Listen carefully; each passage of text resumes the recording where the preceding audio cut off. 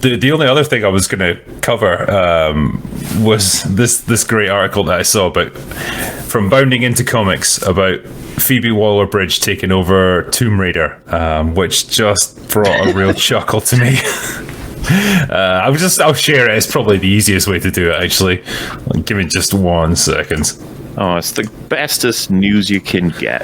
It really is. Like, if I think about who would I want to take over Lara Croft, it's got to be her. So, yeah, if you give me 1 second, I'll just read through some of it here. So, she's rumored to write a new Tomb Raider TV series as part of the Tomb Raider universe at Amazon Studios. So, a new rumor. Tomb Raider universe? Yeah, because that's what we need. It's going to be a multiverse of Tomb Raider ideas. We'll have like 10 different versions of Lara Croft. The Raiders. I like it. So apparently, yeah, she's going to be in the upcoming Indiana Jones and the Dial of Destiny movie, which we're extremely excited about. She's also going to write a Tomb Raider TV series, apparently, as part of a Tomb Raider universe at Amazon Studios. This new rumor comes from Deadline, who claims that Waller-Bridge will write a TV series as part of a potential Tomb Raider universe that would span television, film, and games, because they're video games.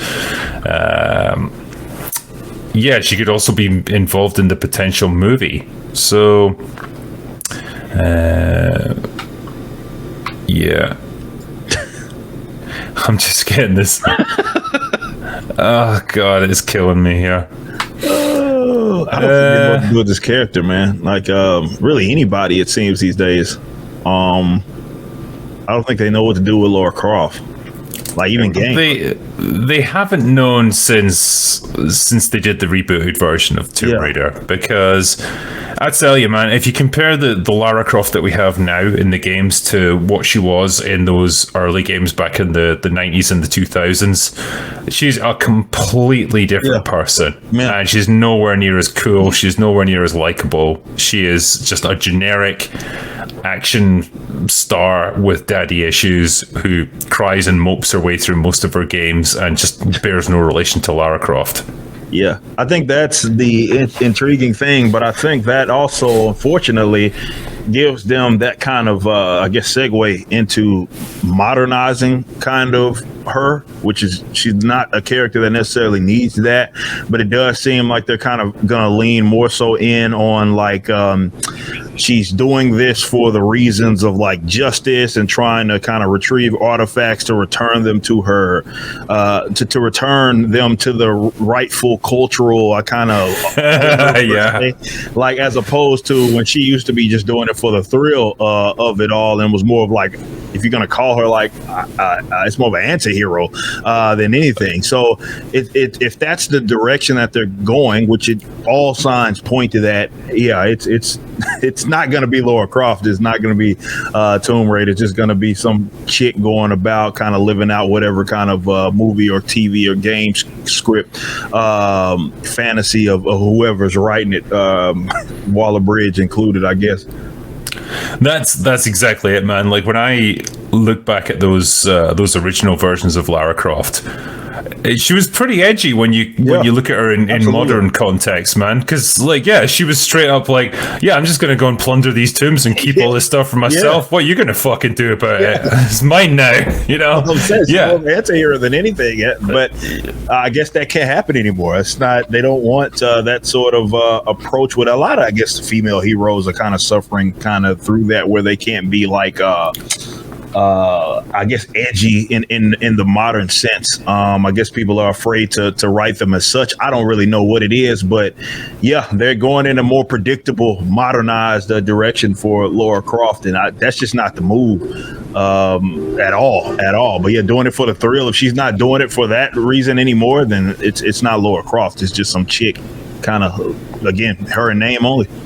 Yeah, like every game that I've seen in this rebooted franchise has been like, she's been caught up in something that's outside her control, or someone she cares about is under threat. She's got to try and help them out, or it's all stuff like that. She doesn't want to be involved in any of it, and that's not an adventurer. Then that's just a random person that's been caught up in something, that they want to get out of. And so I was fine with that in the very first game, because I thought, okay, fine, that's going to lead into her then becoming the real Lara Croft that we remember. But it's like she's never gotten there. It's just her stuck in this endless cycle of like being the inexperienced character who's out of her depth. And you can't keep playing that same card over and over, man. It just gets old.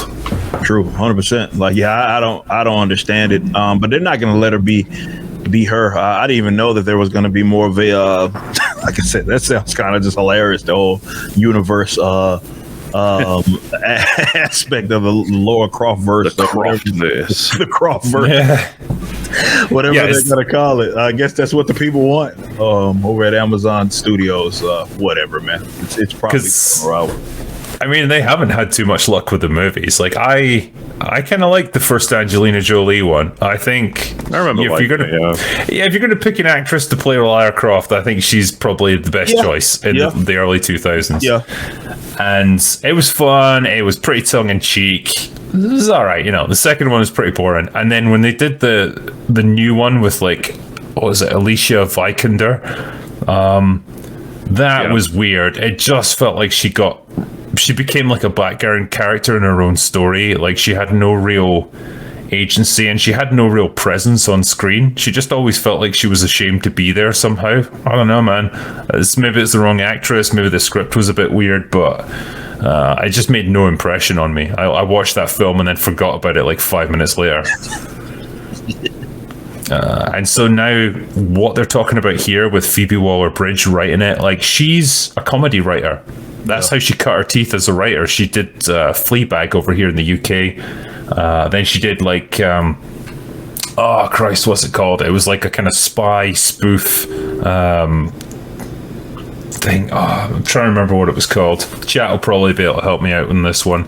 That's the thing. I'm super unfamiliar with her work. I'm just waiting for it to come through. No, it wasn't Heat. It was basically like Killing Eve. That was it. That was what it was called. I couldn't remember it there, but it was basically just a spoof, like subverting your expectations, spy comedy show. It was all very goofy and quirky, and all the rest of it. And I think, why would you put someone like that in charge of Lara Croft? Yeah, you're going to turn Lara Croft into a joke now. Yes, that's exactly what they're going to do. You know it, man. And I mean, we're seeing that with a lot of the. I know the comic book stuff is going down that similar route, where all the movies all movies seem to go that route. They're starting to feel the same, where they have to have that comedic kind of approach, and that's really not going to work with the whole Lara Croft situation. So if she's going to be leaving her imprint, I don't believe writers in this day and age, definitely where we're talking about Hollywood, I just don't think they got it in them to put that to the side. I mean, we kind of alluded to that. We talked a little bit about that with like James Gunn. I mean, I think to be someone that does something on source material that already exists, you have to be able to set kind of, hey, this is what the story that I would tell.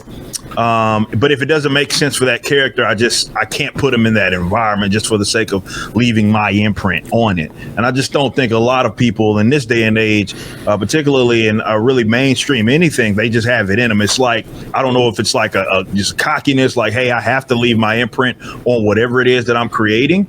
And I can't, if it doesn't make sense for the character, who cares? It needs to make sense because that's like my flavor. Like I'm kind of putting my little seasoning on it. I just don't think they got it in them to put that to us to the side. And Taika Waititi is a prime example of that.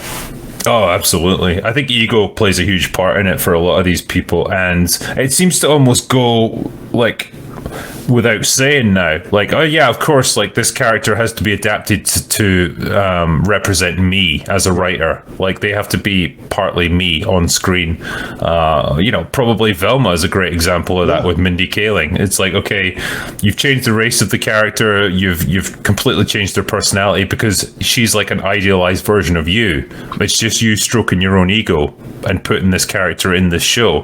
That's not what you're supposed to do as a writer. You're supposed to take yourself outside of your own life and use your imagination to make up these made up characters that you can then work with. Like that's what you do with Isom. That's what all of us do as writers. It's not about like I need to see myself on screen or in this story.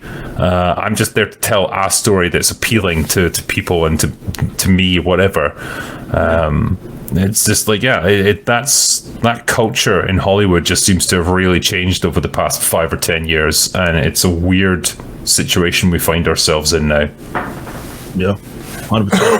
It's sad. I mean, like, that's something that I obviously pride myself in doing, like with my work, is like trying to stay away from like the whole self-insert. Like, you have stuff that maybe will be of some sort of like inspiration, you know what I mean? But you know, I think there's a level of like relatability that people find regardless of culture. There's universal truths. There's stuff that you can kind of utilize as a vehicle to resonate with other people, as opposed to just kind of just injecting yourself and your preference into the story of, especially characters that, you know, have already existed. If you're going to be giving them personalities as opposed to just giving them different versions of your personality, like, it's more of trying to write what makes sense for the individual character. And it to be fair, it takes some level of talent to be able to do that, because you kind of got to separate yourself just a little bit in order to do that. And just a lot of people don't have that in them. I don't know if it's like a prerequisite with definitely Hollywood, like kind of you have to be that way. Like, how do you get in a position like that without kind of your ego being the primary driving force for whatever it is that you're trying to do? So I think that's just so difficult for them to just separate that. Everything has to be about them and their own individual egos. And you know, I think that's where the divisiveness kind of comes from, because it's so easy to pick up on. Like, and this whole Velma situation has to be like more blatant versions like of that. Like, that was about as on the nose as it gets. Yeah.